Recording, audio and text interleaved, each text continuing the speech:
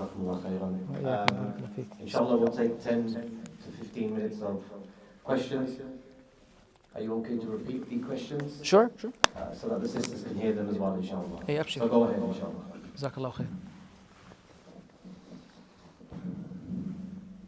MashaAllah, slow down. I can't handle all this.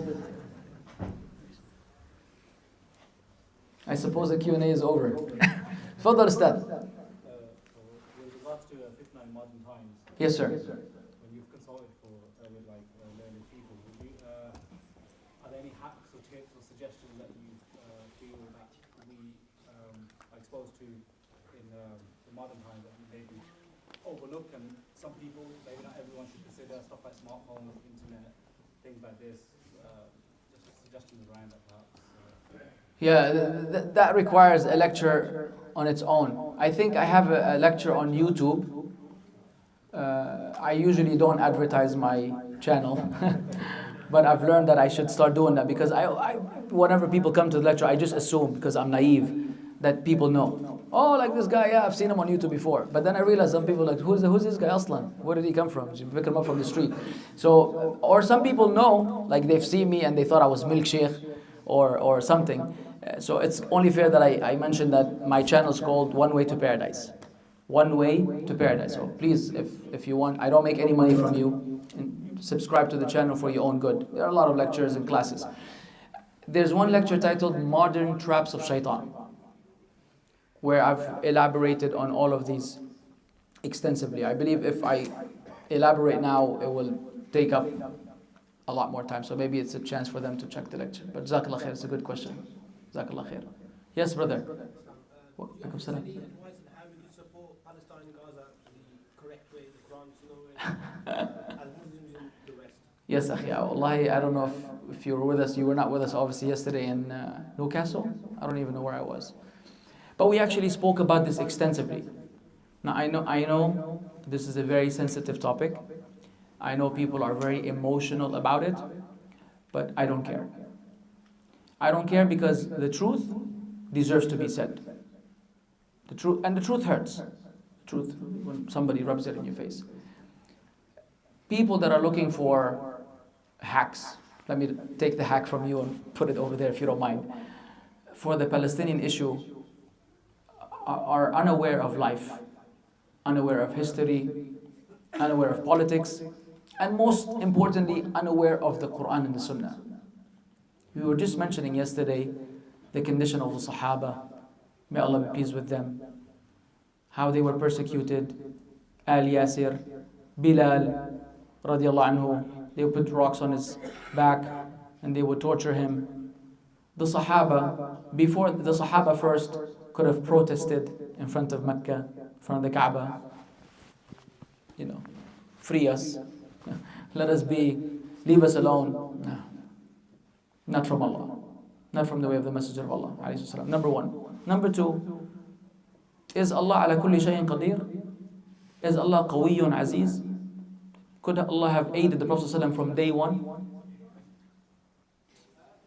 Did he migrate from Mecca to Medina in spite of how much he loved Mecca, left it crying and went to Medina? And before that they made an attempt to Al-Habasha in Abyssinia, which also failed and had to come back. Wasn't it 13 years of calling people to La ilaha illallah? No fighting, no retaliation, because there was some groundwork, there was some infrastructure that needed to be put together and built before we understand وَلَيَنْصُرَنَّ اللَّهُ مَنْ يَنْصُرُهُ. Allah will aid the one who aids his religion. Before we understand, إِنِ النَّصْرُ إِلَّا مِنْ عِنْدِ اللَّهِ. Victory comes from no one but Allah, not from the people you beg. You run to them, say, free Palestine, free Palestine. You think these people are sitting at home waiting for you to cry, you or me and everybody else? Oh Allah. They have an agenda, they have a plan, very well studied, Allahu A'lam, maybe from how many years. It's all playing out. They're not waiting for our begging. And I personally refuse to beg any disbeliever for anything. If I want to free Palestine, I want Allah to give us the victory when we become worthy of it. If we were worthy of it, wallahi, it would come. It's been 70 years, brother. And before Palestine, and along with Palestine, you have how many countries? Anywhere you go in the world, the Muslims are a target. The Muslims are in the European world, they ban the hijab. You cannot do this, you cannot do that. In other parts of the world, they try to, bomb us, kill us, whatever, genocide, you name it. We are the target, we are the enemies of the world. The whole world never agrees on anything except against Muslims. True or false? Who's gonna aid us? Them? Allah. Allah's gonna aid us. So if we really want to, there could be many things that you could do. You say, Akhi, I'm not gonna drink Starbucks anymore. Jazakallahu khairan. And that country, what are they doing? Yalla, bring all your armies and go over there and get rid of these people. And which world are you living in? You want World War III? You want an atomic bomb to nuke all of us? The world and politics do not work this way.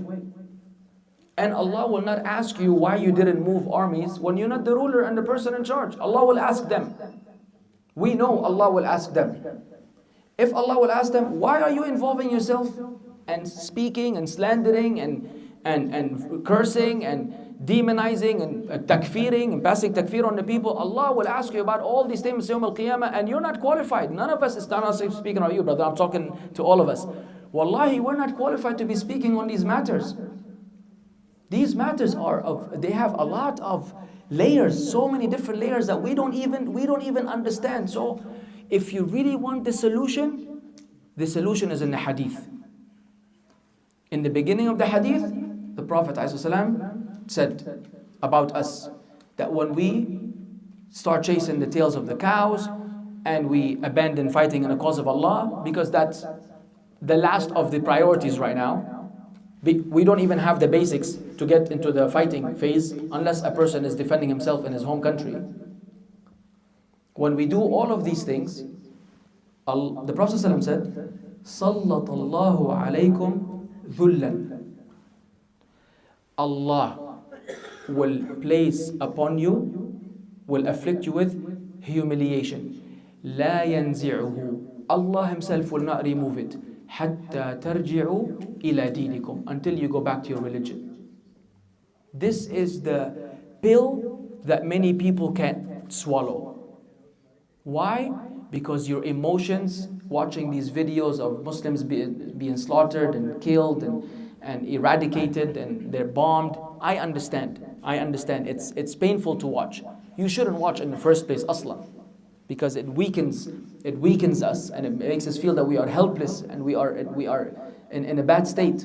It's not healthy to see. You want to see what's going on, fine, you know what's going on. But to watch this as a hobby, every day you watch how many Muslims were killed and what's happening to them, it's going to mess with you. It's going to mess with your psyche.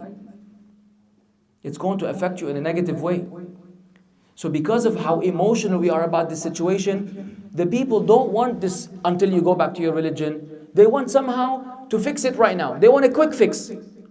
Quick fix. Akhi, make all these countries just come together and put the armies and come and get rid of the Zionist state and the Muslims will be free. It does not work this way. Even if you dreamt about it and imagined it all you want, it is not how it's going to happen. Therefore, being realistic, let us focus on what is it that I can do. What Allah will ask me about. Allah will ask me about myself and my family, my community, my society. When we Muslims, hadith says, حَتَّى تَرْجِعُوا إِلَى دِينِكُمْ, when we go back to our religion, wallahi, the victory will come on its own. It will come on its own. There's no way around it. This will happen. You want it today? You want it today right now because you're hurt that you're seeing the Muslims going through this? But the Muslims have been suffering for hundreds of years. Why is it that this case of Palestine became a big issue more than it should be? Is it because of Masjid al-Aqsa? The Kaaba is more important than Masjid al-Aqsa. And the blood of a Muslim is more important than the Kaaba. The blood of one Muslim is more valuable in the sight of Allah than the Kaaba. And today we say, Adi, normal, let a million Muslim die, 20,000, 30,000, 40,000, no problem. And for the cause of the land, for the freedom of the land. This is not Islam, ya Jama'at al-Khair. Wallahi, that's not Islam. That's not even fighting for the cause of Allah. That's fighting for the cause of the land. These are so many misconceptions that all of them are conflated in the minds of so many, because they hear from hundreds of people. Everybody weighs in without referring the matters to the scholars. Those are the matters for the senior scholars to speak about, and our job as people involved in da'wah to communicate them to the people in the language they understand.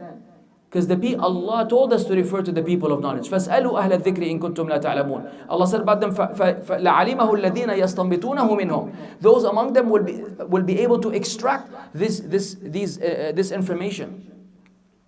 Do not be hasty, and do not think that the victory will come by you demonizing every person out there. You want the victory to come, you invest into your own children. If you wanted one to be a doctor, one to be an engineer, one to be an architect, let one of them be a sheikh. Let one of them be a student of knowledge. Let one of them be a scholar. So that we could all bring the people back to Islam. When the Muslims are strong again, then we are worthy of Allah's victory. Like the Sahaba.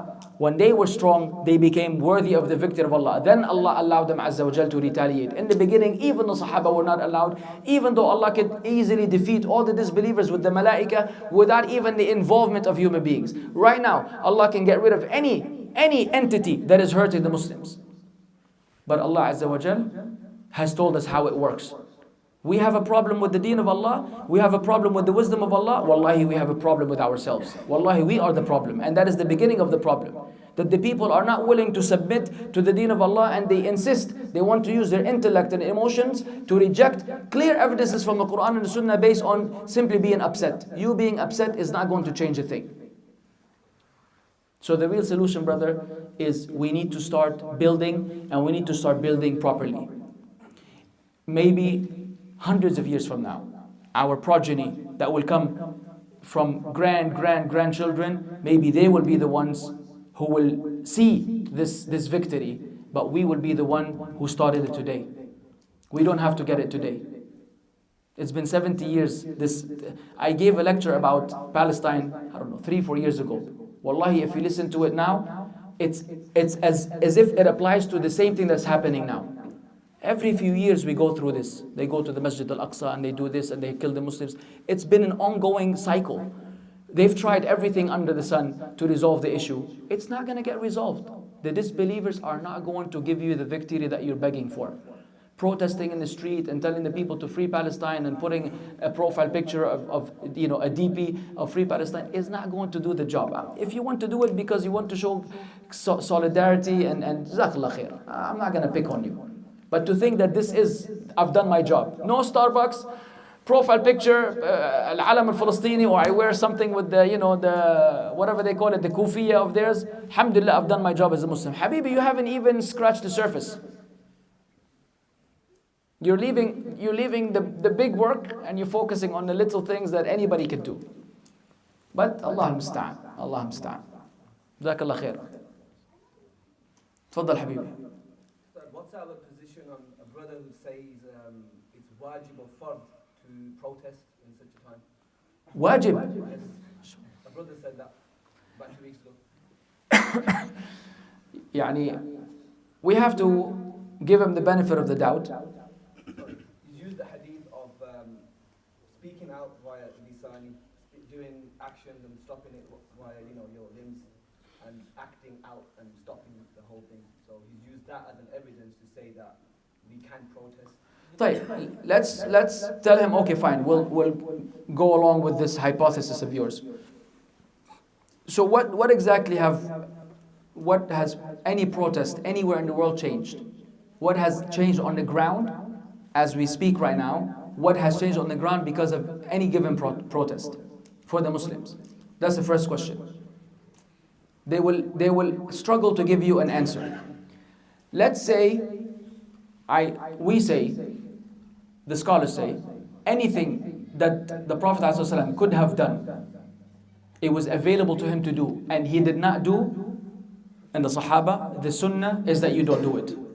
Were they able to do anything of this nature back then? Yes. Did they use this as means of bringing about change? No. Therefore, we don't do it. He will tell you, not necessarily. He will find some athar from someone that they moved, they marched someplace. He will come up with a story. I know this. I've seen those. طيب أخي أبشر. I'm going to hypothetically agree with you that just because the Sahaba didn't do it specifically like today because they don't have the same settings and the same theme and the same what have you, it's okay to do it. Tell him if they were zero munkarat, zero violations and evils of Islam, then it's subject to ijtihad. Okay, me will sit with the scholars, tell him, Ya Shaykh, Tara, with this we can get 1, 2, 3. Can anyone on earth deny that there are at least 5 to 6 evils associated with marching and protest that there's no way you could eliminate or escape? At least 5. That there's no escape from them. And each one of them in the sight of Allah, as Allah says, they consider it to be saghir, small, and with Allah Azza wa Jal it is a big deal. Everybody says, oh, it's not a big deal, we're just free mixing, brother. It's okay, I'm just rubbing shoulders with the sister because they're of a greater cause. The sister showing herself with a sign. I was in another country when one of these protests were taking place, you know, so I experienced it firsthand. And I was a traveler, so when Salah time came, I had prayed Maghrib and Isha in the Masjid. And then during Isha, I was sitting with some brothers, like we're sitting right now having a discussion. Actually, they were discussing the same issue with me. They didn't like me very much. Well, they liked me, but they had issues with my opinions. No problem. So when Isha came in, these brothers went to pray in the Masjid. I already, like we did with the Shaykh, I'm a traveler, I prayed my Isha. I said, I will watch your stuff. You leave your stuff here, go pray, Jazakumullah khair, and come back. I'll watch your stuff. While these brothers were praying, the protests were going on. Where were the men? These brothers, wallahi, they're standing in front of the Masjid, and during Salah time, they're standing over there. Free Palestine, حرروا Palestine. The Masjid is here. You heard the adhan. You heard the adhan without loudspeakers. It's an obligation on you to attend the Salah. In his mind, in their mind, them screaming to nobody. Like, I'm really curious, who are they speaking to? Like, who are they? When we go on the street, we say, help! Who are you speaking to? A president of a country sitting there sipping coffee with one leg over the other. Oh wow, it's a lot of Muslims. Wow, impressive. All right, change the plan. Khalas, let them go. Yalla, free Palestine. Wallah, I wasn't gonna do it, but because of you guys, big turnout, mashallah. 10,000 people marched. Abshir, khalas, yalla, we changed the plans. Where are you living at? You really think this is how it works? Oh, you know, we did this. You're really not doing anything. Mixing between men and women. Somebody has to sing, especially if you're with Lebanese people. Somebody has to sing and dance and turn it into a party, like a mini party in the middle of the march or the protest. Salawat are being missed. Somebody vandalizes. Very rarely is it a peaceful protest. Roads are being blocked. Ya akhi, you can kill a fellow Muslim who wants to go to the hospital or his wife is about to deliver. You blocked 5, 6, 7, 8 roads, or because the government allows it. So we go block the entire streets. Inshallah, the guy dies. Inshallah, his wife delivers on the street. It doesn't matter because we're doing this. Everybody looks at these. These are not important, brother. It's okay. We could sacrifice. She could deliver the child on the pavement, and a person can die before he makes it to the hospital, and you could be late to work and get fired. Adi, because this protest is going to free Palestine. Really, Habibi? Because last I checked, mashallah, we've walked the whole world. Turn on the news right now, you will see a bomb being dropped on our Palestinian brothers and sisters. What do the people want? All this is an excuse for our shortcomings. This is an excuse because I can't do the big things. I want to do a little thing so that I could feel that I've done my part towards the Palestinians. Wallahi, that's not how we help them. We help them by returning to our deen, all of us. And this whole thing that people claim that when we say the speech, you say, brother, fear Allah, you're blaming the Palestinians. No. I'm not blaming the Palestinians. I'm blaming me. And I'm blaming you. And you. And you. I'm blaming all the Muslims. All of us failed collectively. And they are suffering as a result of our collective failure. And just because they're all going through this hardship, it doesn't mean that we are in a better condition than they are. Maybe one of them will die as a shaheed and will go straight to Jannah, while you and I will be held accountable for just, not doing our part. It doesn't mean that they are in a worse condition than we are. They could be in a better condition than we are in the sense. It's sad, but at least they're shaheed, they're martyrs, they're going straight to Allah. What are you and I gonna do? We have a problem, my friend. Those are the realities that the people don't want to be realistic about. But alhamdulillah, your job is to deliver the message. If he accepts it, alhamdulillah. If he doesn't accept it, خلاص. It's between him and Allah. تفضل أستاذي. Surely, while we are bringing the deen to where we should be, and we're all making ourselves better in our job, it's also about enjoying the good and forbidding the evil. So when we see something that is not right, we should be speaking out and saying, this is not right. Yes. We don't need to wait till everything is fine and then Allah will.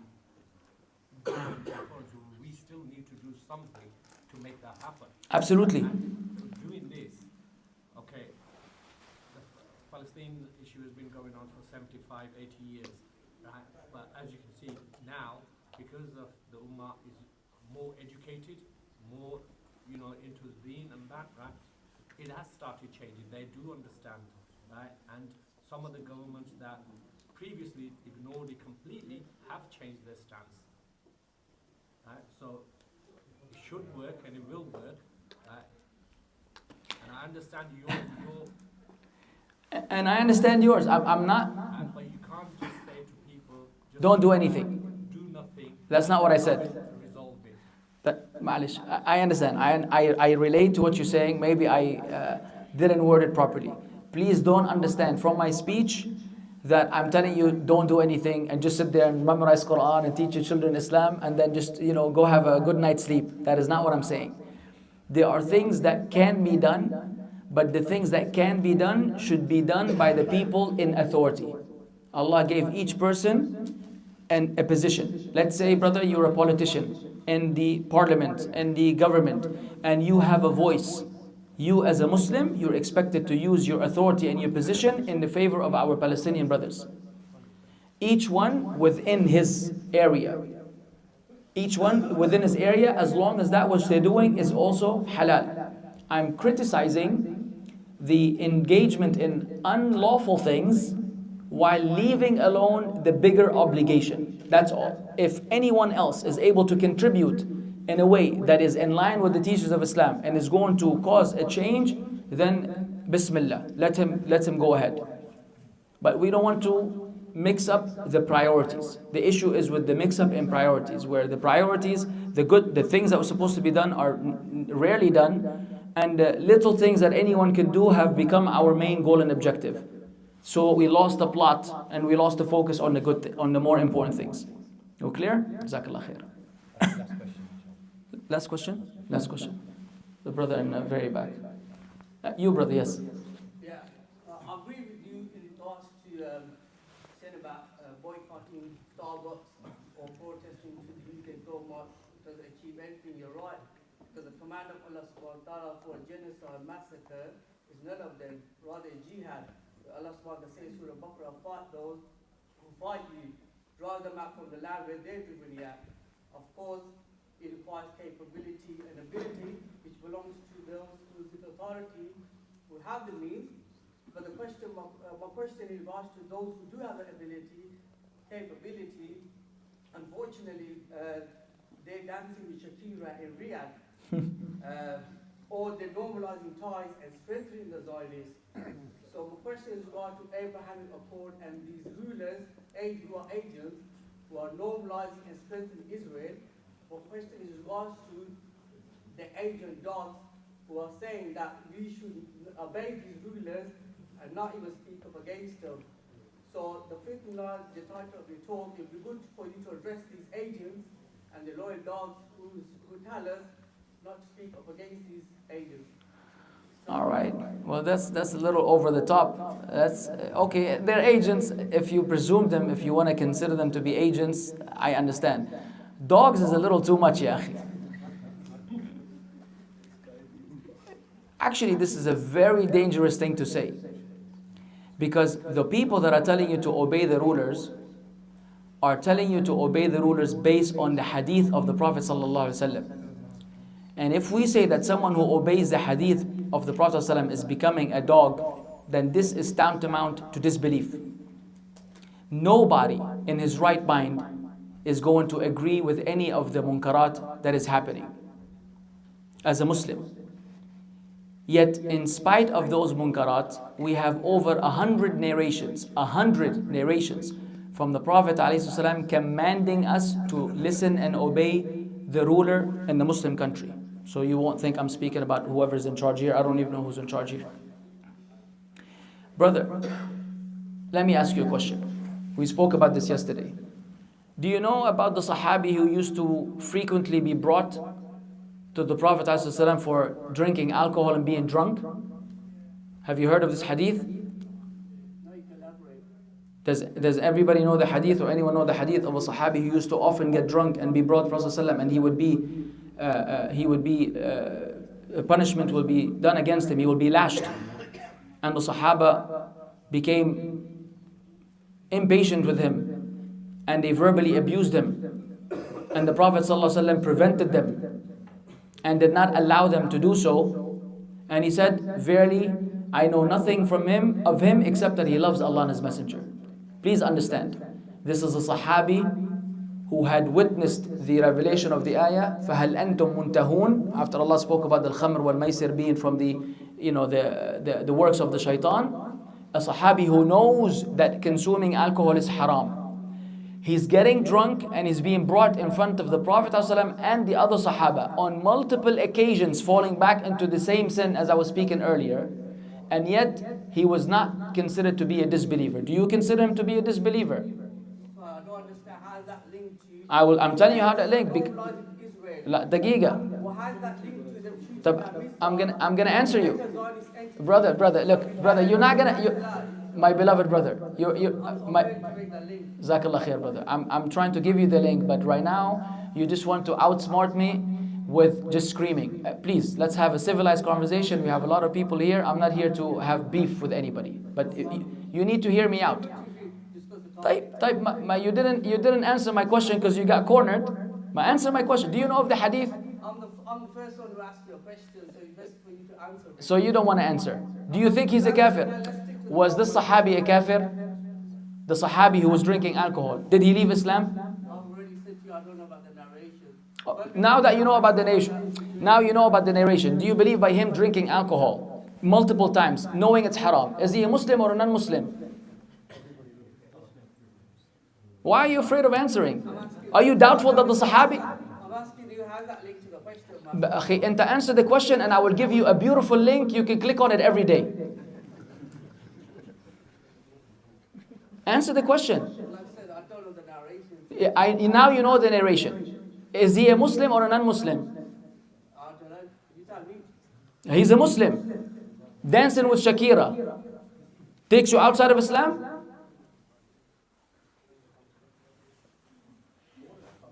Answer, brother. Now you don't know the hadith. Today, one of the brothers said, not you. One of them said, I'm going to X country to dance with Shakira. You say, welcome to Christianity, John. Do you take him outside the folds of Islam, or do you treat him as a Muslim brother? You missed my question. No, wallahi, everybody knows I didn't miss your question. Habibi. Brother, wallahi, brother, you're digging your own hole. I'm not changing the topic. My question is very specific. I'm not asking you I'm asking you, how do we justify backing I'm getting there. Israel? You talk about boycotting. I'm getting there, but you don't want me to get there. Economic ties and the shooting down missiles, protecting the Zionist interests. Brother, I memorized your speech. Sheikh. Yes, I'm asking you a question. I've memorized your speech and you're repeating your speech with a louder voice. It is not going to work.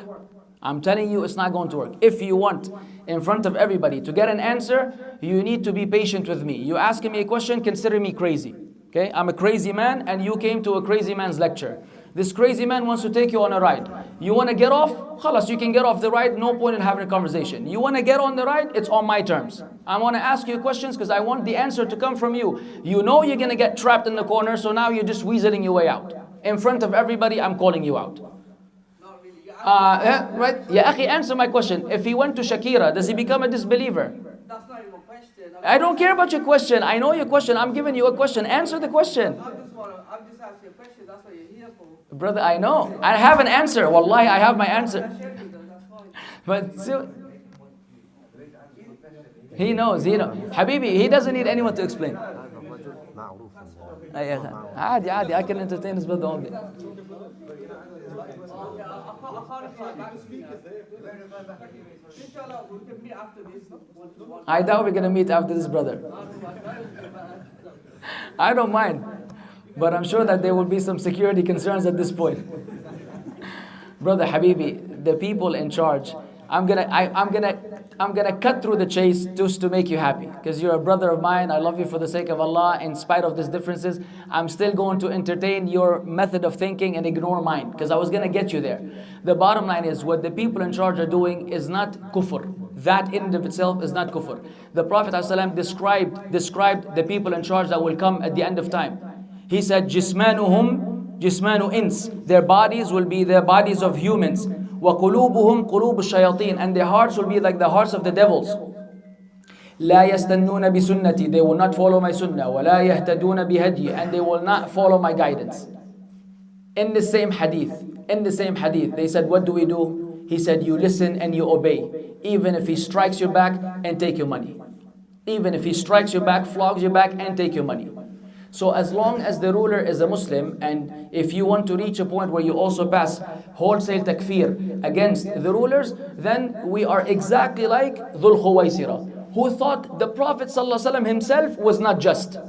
The same method of thinking, this ultra righteousness that Dhul Khuwaisira came, Ya Muhammad, i'dil, fa'inna lam ta'dil. He thought the Prophet ﷺ was not just enough.